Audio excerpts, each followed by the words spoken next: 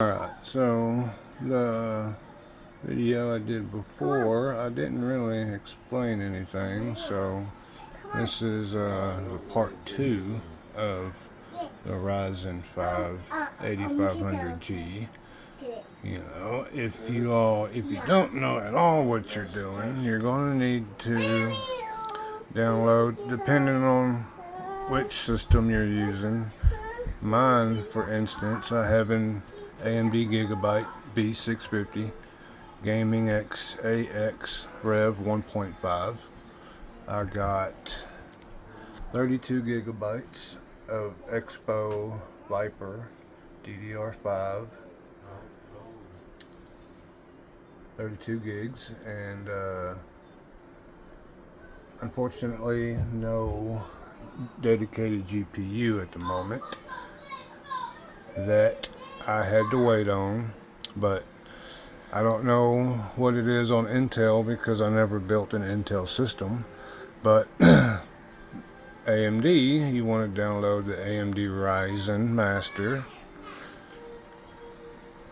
Now, like right now, this happens a lot, and I don't know why. I sent in a bug report. When I leave it running too long, I don't know why, it just acts up. But amazing, this system I have, it can boot up in 17 seconds, and I can't believe that. Last time I built a computer, you had to wait a minute or two, almost quite literal, almost 5 minutes it seemed like, and now this boots up in every bit of 17 seconds. It's crazy. And I have a 256 gigabyte Gen 3 SSD.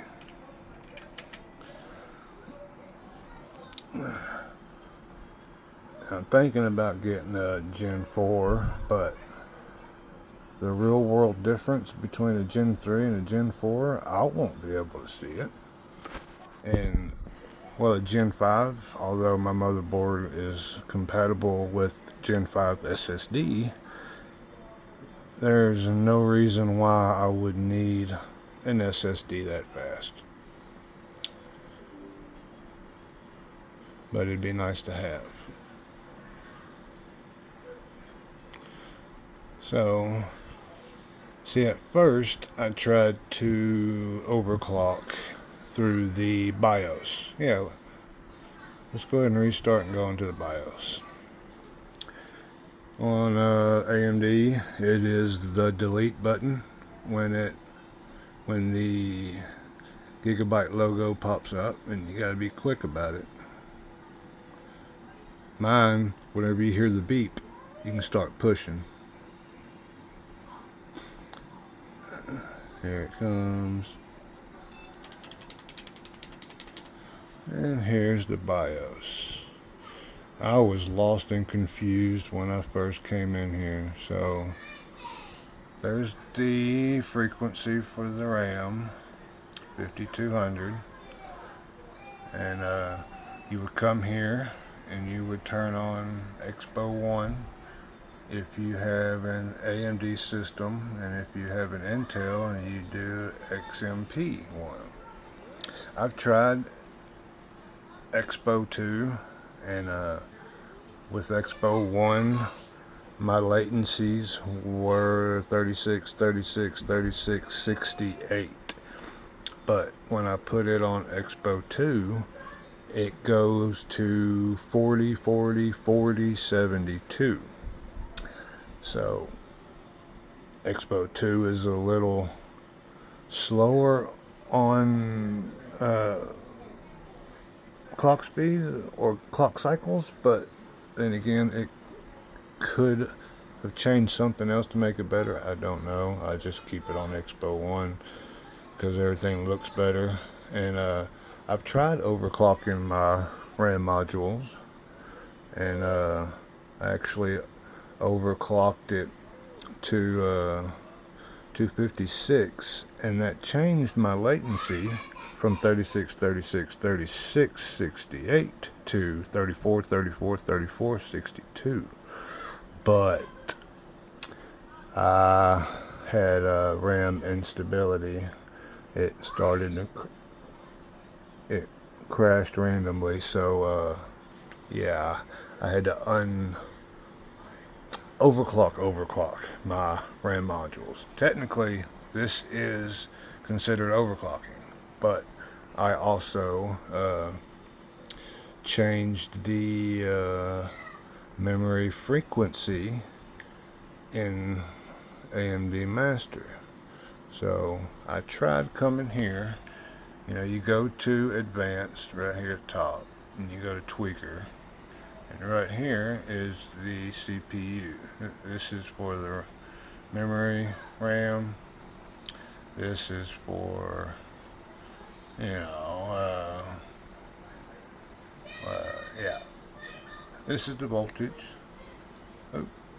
And this is CPU VRMs. But anyways, where we want to go is very top, advanced CPU settings,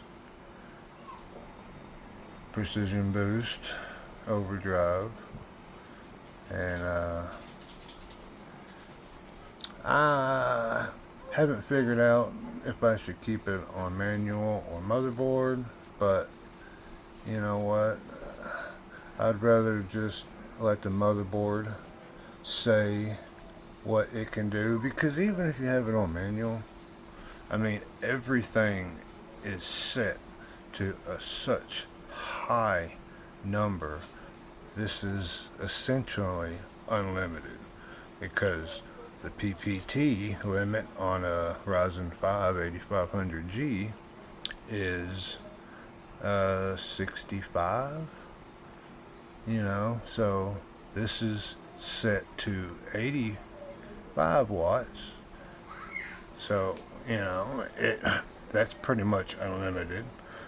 And yeah, so everything's basically unlimited, and even if you put it on motherboard. So I've seen one video, you put it on motherboard, and Gemini, I kind of used that AI thing too, and it would also tell me to leave it on manual. So, but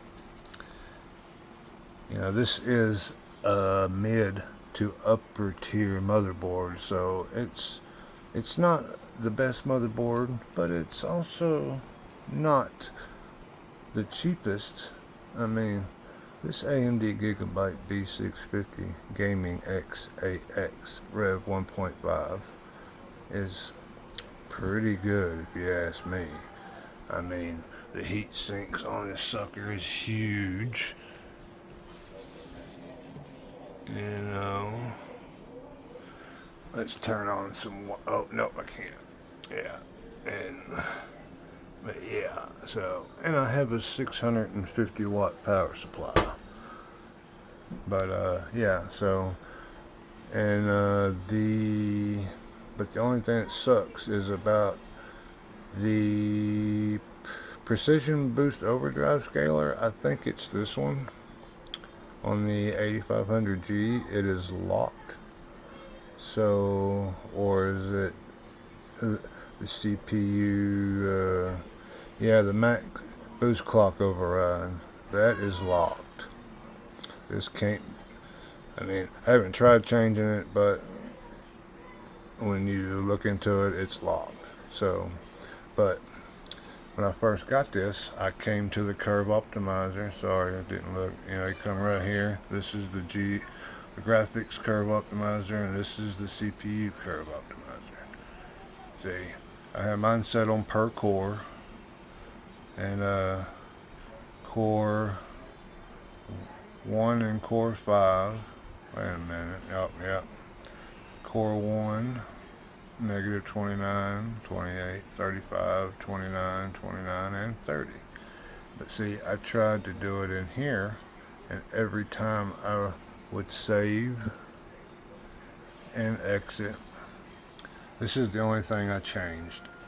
that manual to motherboard, so anytime you change anything and go to save it, it will show you what you changed. So yeah, you'll accept it.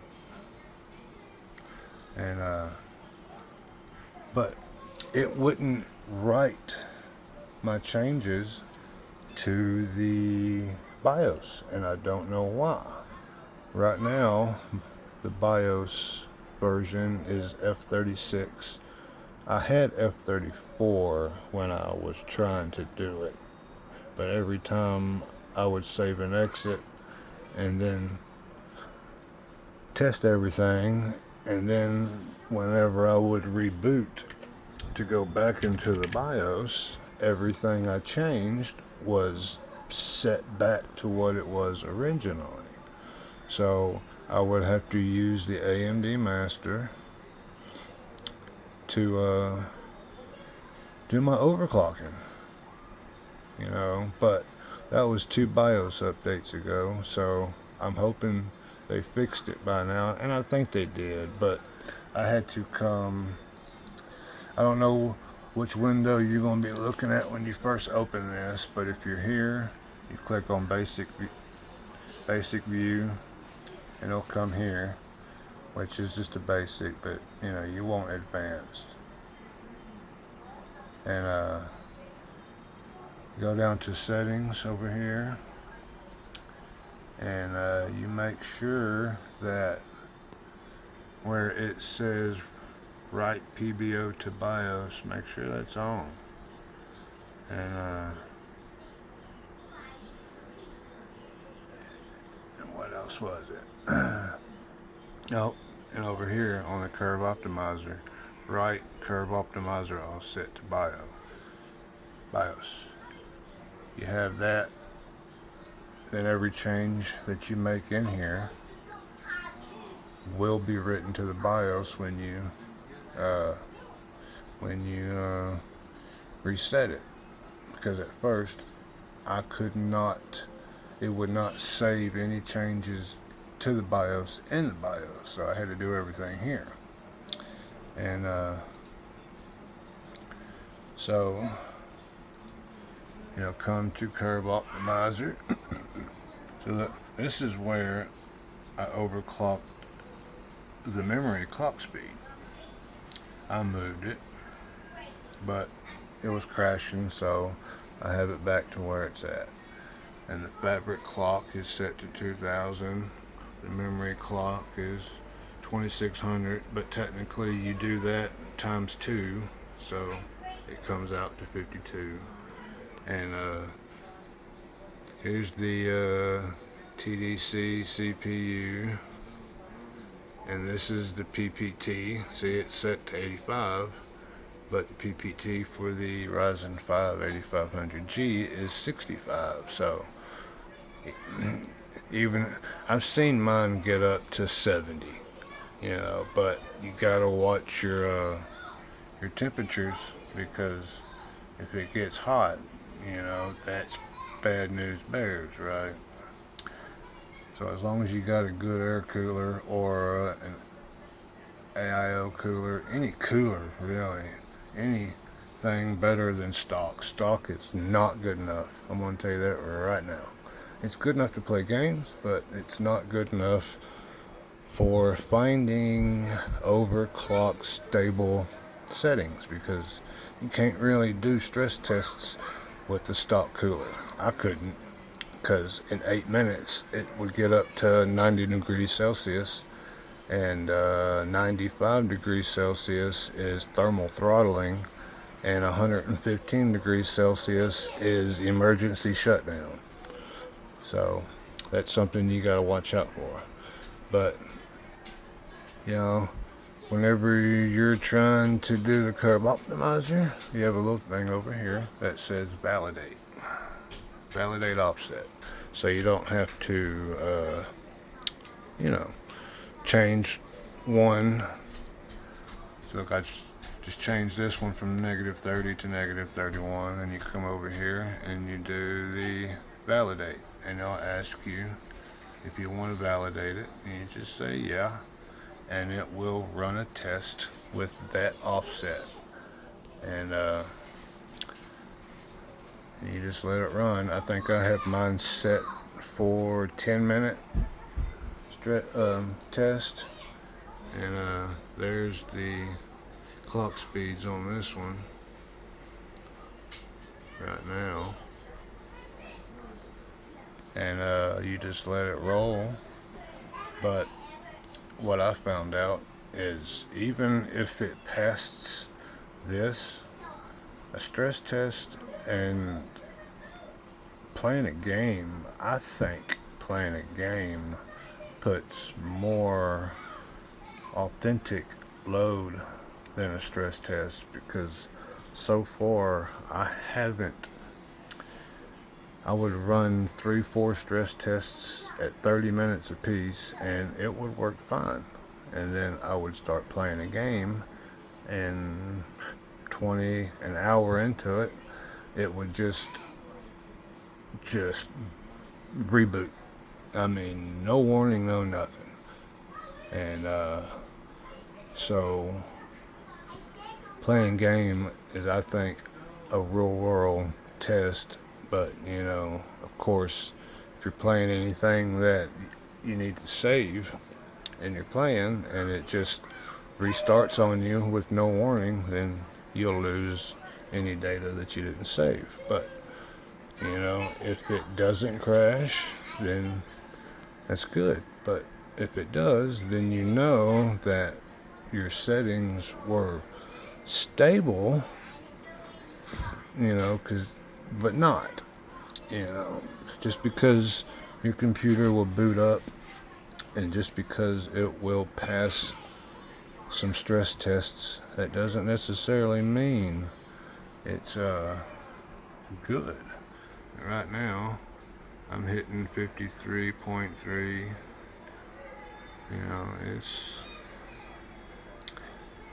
It's pretty well maxed out, but the ambient temperature is really good inside here. So, but I don't want to stop this because I want you to see what it does when it quote unquote passes. I just popped up Facebook, so that's why I turned it away.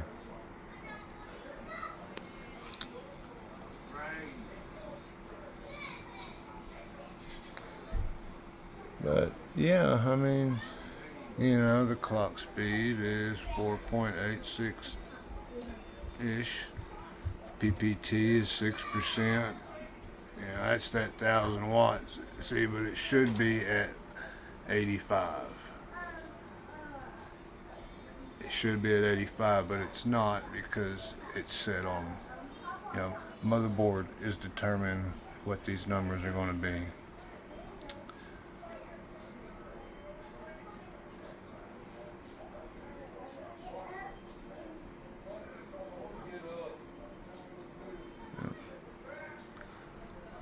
Yeah. And I mean, my temperature is well under 60 degrees Celsius, so I can 67, 80. I can literally go up another 25 degrees Celsius and still be in safe operating temperatures. As long as you have it operating under 90, you should be fine. It says thermal throttle hits at 95 degrees Celsius, but 90 degrees Celsius, the silicon degradation starts. Rather, if it's just a little bit, but nonetheless, apparently that's when the silicon degradation starts, is at 90 degrees Celsius. But, you don't want it running as close to 90. You want it running as cool as possible, which is why I don't recommend overclocking anything without at least a bare minimum CPU cooler, air cooler. I have one that's got 6 heat pipes. You know, I think 4 heat pipes would be sufficient. See, look, right there. That offset worked, but that's not guaranteed. That's the problem.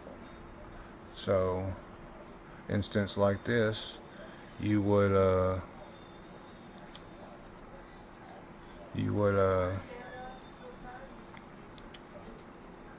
don't know why it's saying restart.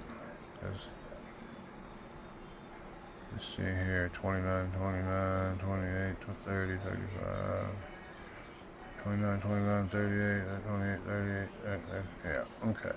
And yeah, so let's hope this might be a little better.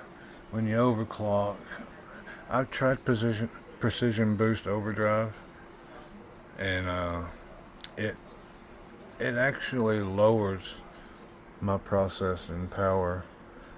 I can get 12,000 points on the Cinebench with auto overclock, and I will get just over 10,000 points with precision boost overdrive, and that one's supposed to be the more aggressive one. But with my Ryzen 5 8500G, it is auto overclock. That allows me to hit boosts up to 5.3 or more on the 2 fast cores, and 4.0 boost on my slow cores with sustained 3.9. But yeah, so you will change this. It's probably, I think it was set to 150.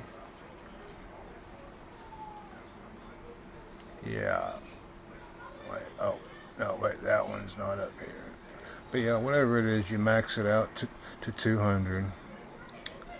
Oh, you max that out to 200, boost override, and I think the boost override GPU, you max that out, because I think the based clock speed for the APU is 2.6, but I'm hitting 3 gigahertz on my integrated graphics. So yeah, that is pretty much it. I wish I could show you the overclocking the RAM, but it's unstable for me, and I think 5200 with the CL latency of 36 is good enough. So hopefully this would help y'all.